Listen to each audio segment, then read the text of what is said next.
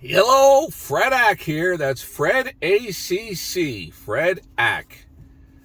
All right, I'd like to thank you all for being here today on Belmont Stakes Day. Going to give a little preview of the first handful of races, what I'm looking at. Alrighty, this is not financial advice. Please subscribe, hit the likes button, ask any questions you might have. At any rate, big day of racing at Saratoga Springs with the Belmont Stakes. It's not the true test of champions. Normally it's a 1.5 mile race. This one is shortened to 1.25 miles. At any rate, let's dive right into the early action of the day. So the report I have so far is that the track conditions are clear and fast. Turf is firm. Anyone who knows Saratoga Springs racetrack knows that up in the Adirondacks, the rain can come through and you could have a quick change of track surfaces to sloppy and off the turf.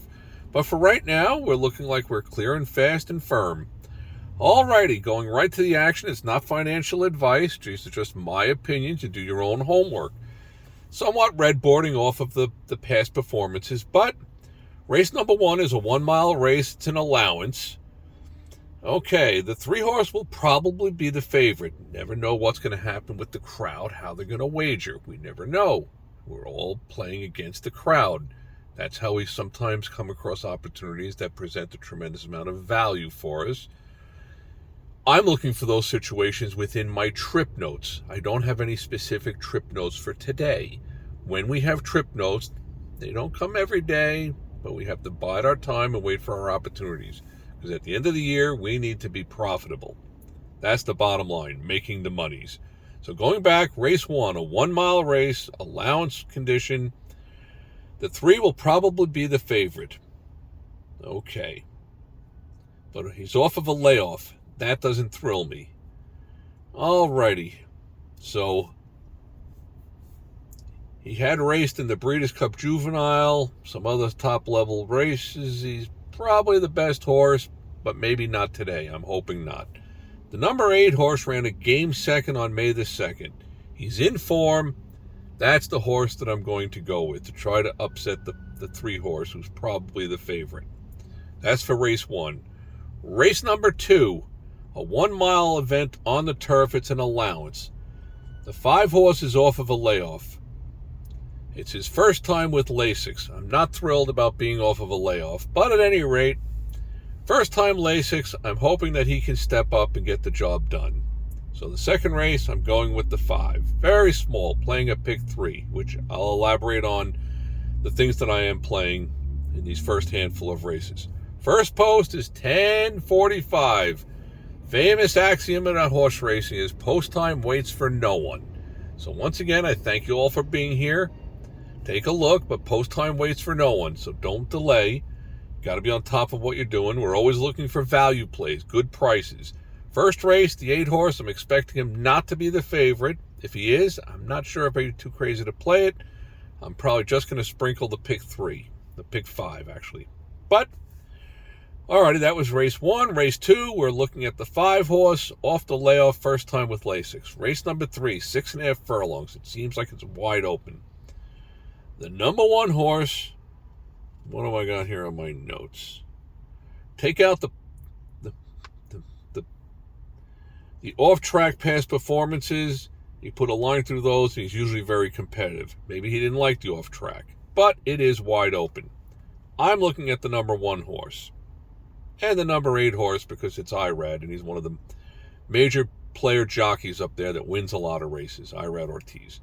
At any rate, so race 3 is wide open. Race number 4, 6.5 furlongs, the True North, grade 2. If you look at the conditions are at the top of the past performances for each race.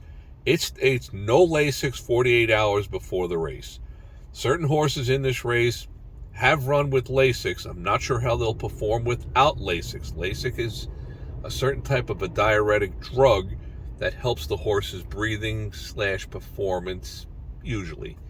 So if they're in need of that Lasix being administered to them before the race, they may not perform what you would be expecting.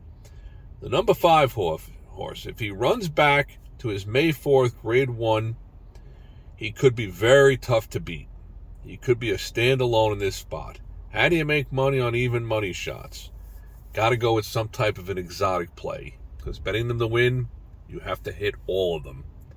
You can't win 6 out of 10 races at even money and make very much money.